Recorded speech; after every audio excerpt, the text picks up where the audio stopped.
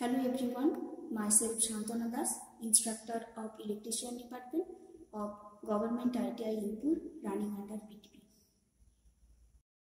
হ্যাঁ, আজ আমরা প্যারালাল সার্কিটের রেজিস্ট্যান্স লটাকে ভেরিফাই করব। ঠিক আছে? অবজেক্টিভ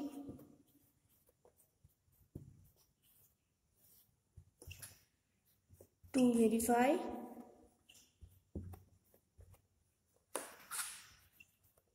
resistance law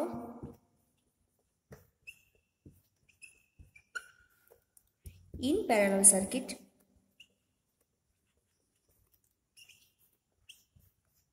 কি লাগবে? টুলস কি লাগবে? এক নম্বর হচ্ছে ভোল্টমিটার, এটা একটা লাগবে। দেন অ্যামমিটার,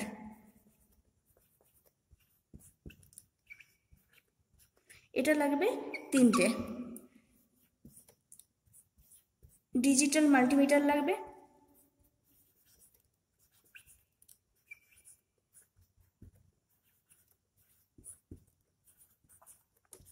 একটা। আর লাগবে ব্যাটারি,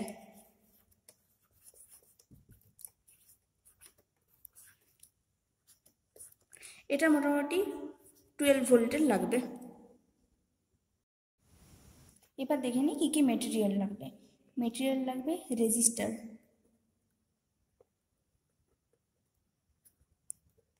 এটা তিনটে লাগবে এবং আলাদা আলাদা ডিফারেন্ট ভ্যালুর হতে হবে। ঠিক আছে? সেকেন্ড লাগছে রিওস্ট্যাট বা ভেরিয়েবল রেজিস্ট্যান্স, এটাও লাগবে একটা।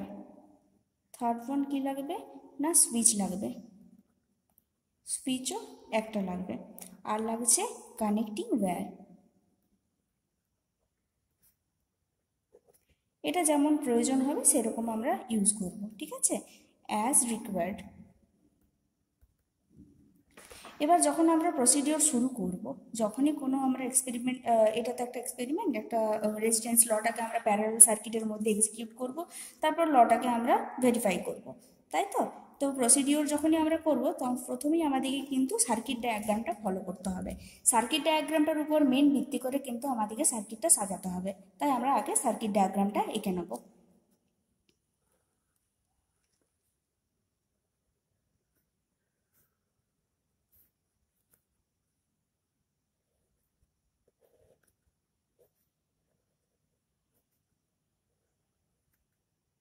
আমি সবগুলোই বলে দেবো, আপাতত আমি একটা রাফলি এঁকে নিই।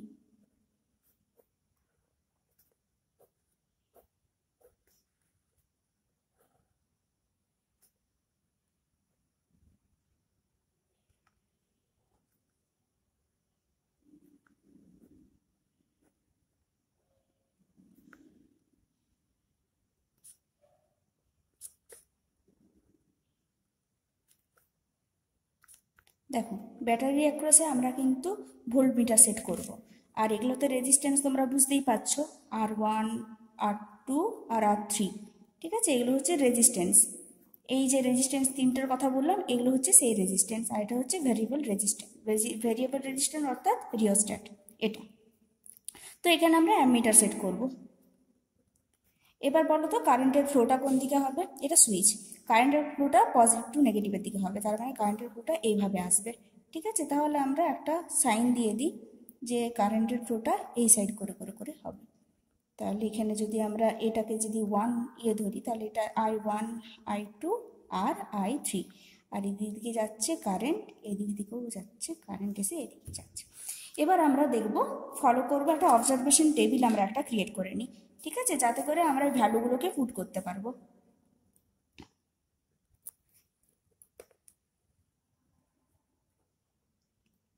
আমরা এবার অবজারভেশন টেবিলটা এঁকে নেব।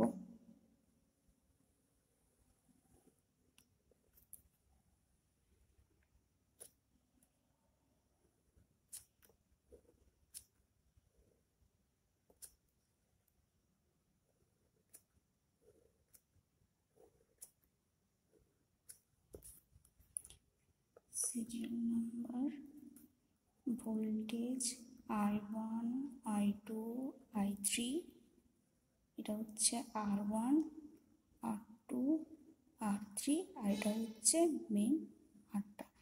কী হবে 1/R1, 1/R2 প্লাস 1/R3।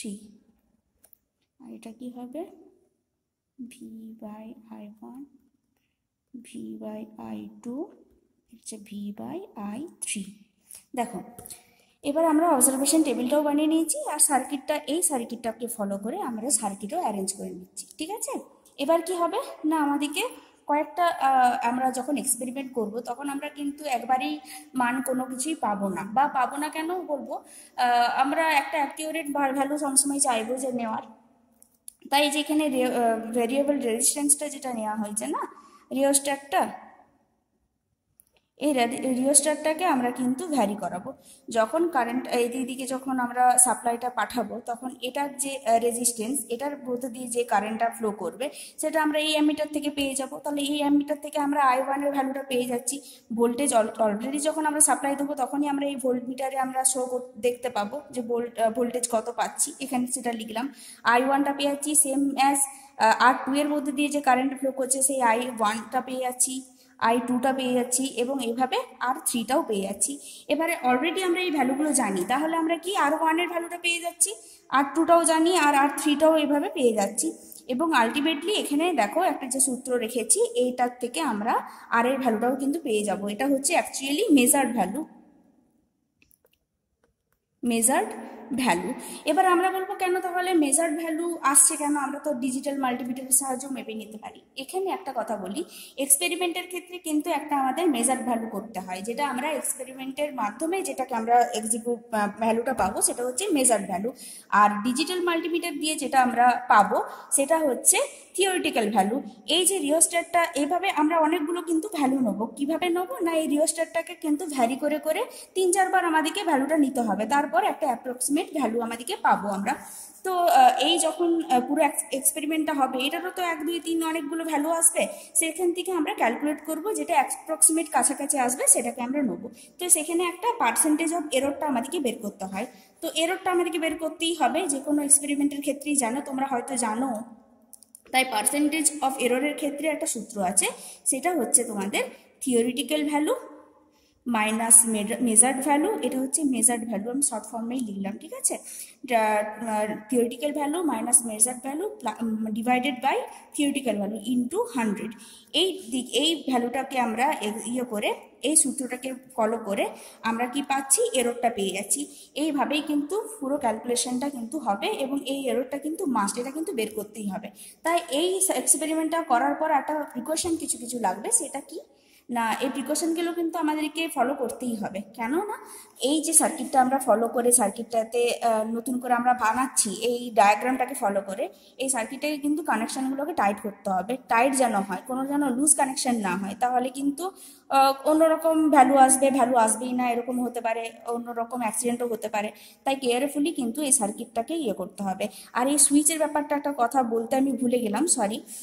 সুইচটা কিন্তু অন অফ করার ব্যাপার আছে। যখনই একটা আমি ভ্যালু নেবো তখন সুইচটাকে অন করছি, আবার কিন্তু সুইচটাকে অফ করব, আবার যখন সেকেন্ড ভ্যালুটা নেবো তখন কিন্তু আবার সুইচটাকে অন করতে হবে।